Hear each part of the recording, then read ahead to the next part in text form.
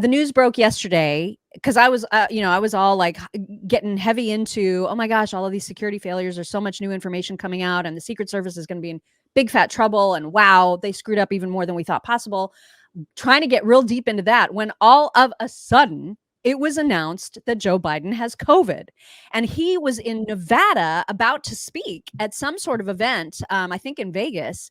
And of course, that got called off. So, as a reminder, it all seems very convenient, right? Like that just a day ago, he was saying, well, I mean, like if I have a medical condition or if a doctor tells me, that was his response to a question about whether he would get out.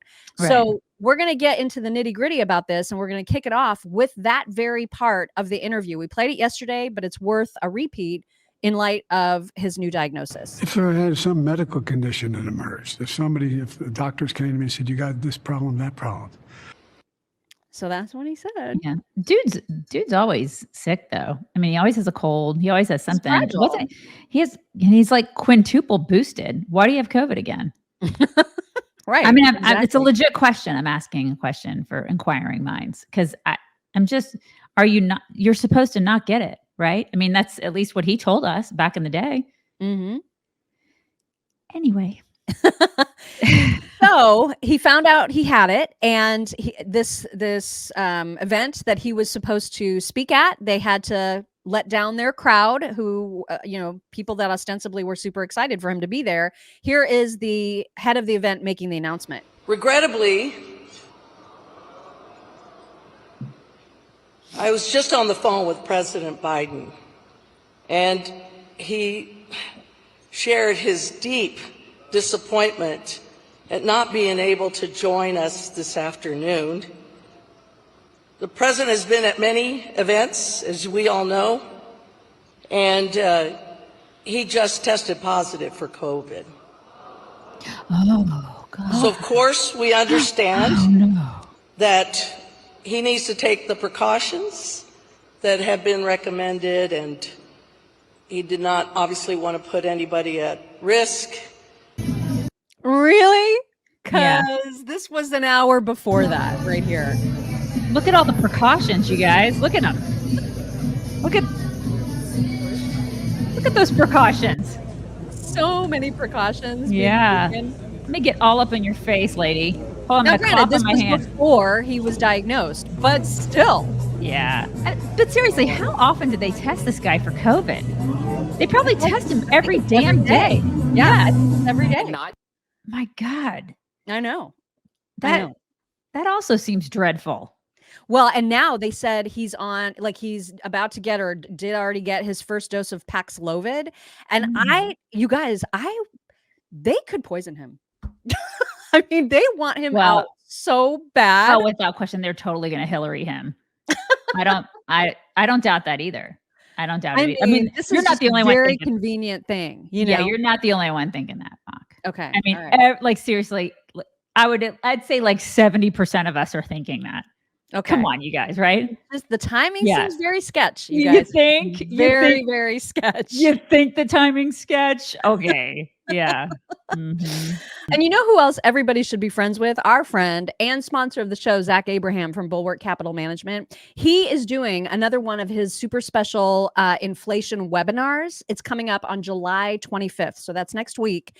And you can sign up by simply going to knowyourriskradio.com, knowyourriskradio.com. He says that inflation is silently eroding all of our retirement portfolios. And he's right. If you think about it, you may see gains in your retirement accounts, but when you think about how bad inflation is and how much the price of everything has gone up, theoretically, we've all taken a hit to our retirement accounts because of Bidenomics. Mm-hmm. And so Zach is obviously he's an expert when it comes to management of retirement portfolios, because he knows that you only have one retirement and he wants to make it the solid, most protected retirement that it can be. So it's a great information session. He does these every so often, as you know, and they're always super informative, but he does have limited space in them. So please sign up immediately if you can at knowyourriskradio.com. This is going to be, I think, at 3:30 Pacific time, so 6:30 Eastern time on July 25th. So knowyourriskradio.com. Advisory services offered through Track Financial LLC, an SEC registered investment advisor. Investments involve risk and are not guaranteed. Past performance doesn't guarantee future results. Track 24244. That's your disclaimer. That's your disclaimer right there. There it is right there. Everybody should be nervous. This is not in the bag, you guys. Even if it's Kamala, you can't just be like, oh, this is absolutely 100% in the bag for Republicans. Yeah, it is not. It is always a fight. Right. I don't know what polls are saying that, but I've heard that some polls are saying that she actually polls higher than Trump. I don't know what polls those are. I don't like polls. I think polls are bullcrap. But there are people out there who are dumb enough to actually say, oh, yeah, she'd be better.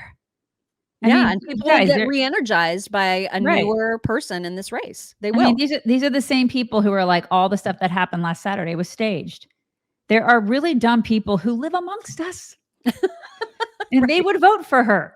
And God only knows who the VP candidate would be, right? I mean, we don't know. So they may get like a resurgence, they're going to get re-energized. And it could be bad. It could be bad. Yeah, like people that are just like, oh my God, I'm so frustrated that Biden's our guy, that they're just going to stay home. Those people are going to come out. Totally. And so this is one of those moments where if she is the pick, I'm hoping that there is still a lot of sexism in the country, where even on the Democrat side, where they're like, I can't vote for her because she's a woman. I hope that there are a lot of Democrats like that still. Yeah. Well, I mean, I feel like people will get re-energized with a new ticket.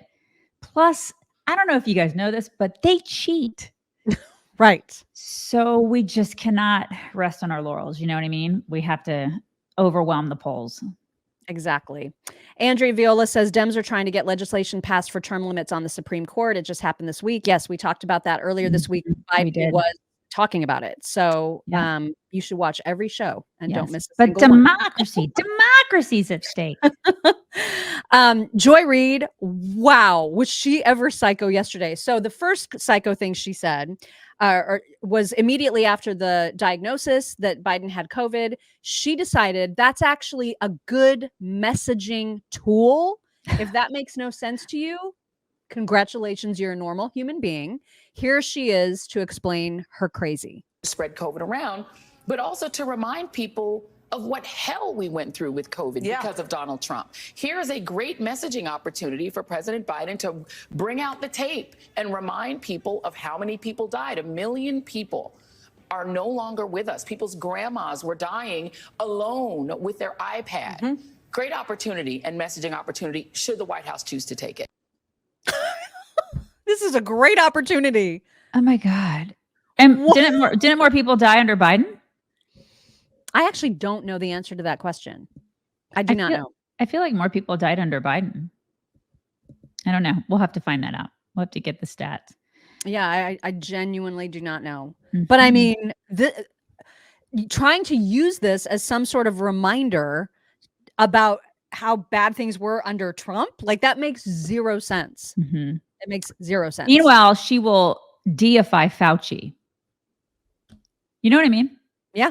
Like she'll be like, but Fauci was so super awesome and love him so much, and he's like a god. What?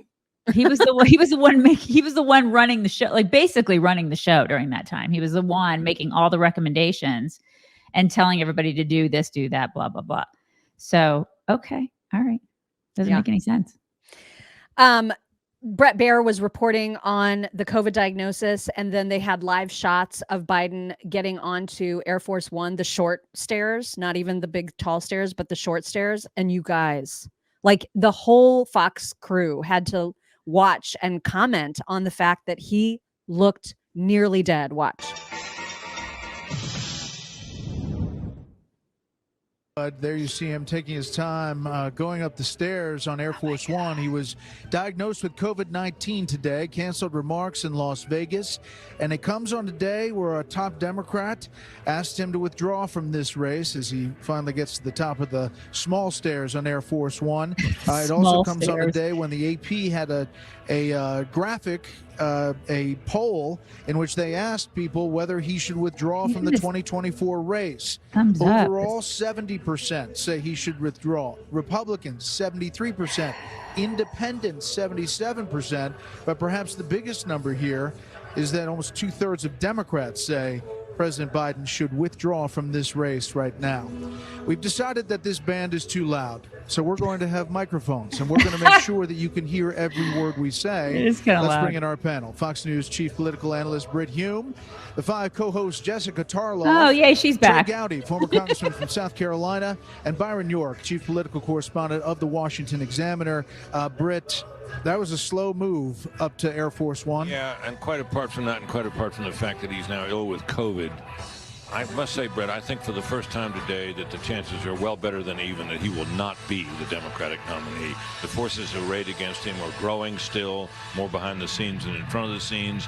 But this is a situation where you've got that many people saying he shouldn't be the nominee and that many within his own party. It just seems unsustainable. This on a day.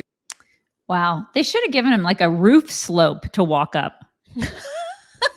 That would have been helpful. I see what you did there. You know what I mean? Mm-hmm. I mean, that did not look good, you guys. That looked really not good at all. And other countries, there again, other countries, other world leaders are watching that and going, that is the president of the United States. He can't walk upstairs. And at this point, I mean, it becomes even less about should he get out of the election, but more about should he just get out, period. And like, should Kamala immediately step in as the president? Which is, I know, Absolutely it's a horrible thought. I know. It's all terrifying. All of it is. But I Him, mean, her, all of it. it's all, it's all as terrifying. they would say in Germany, a big Klusterfuken is what it is, you guys.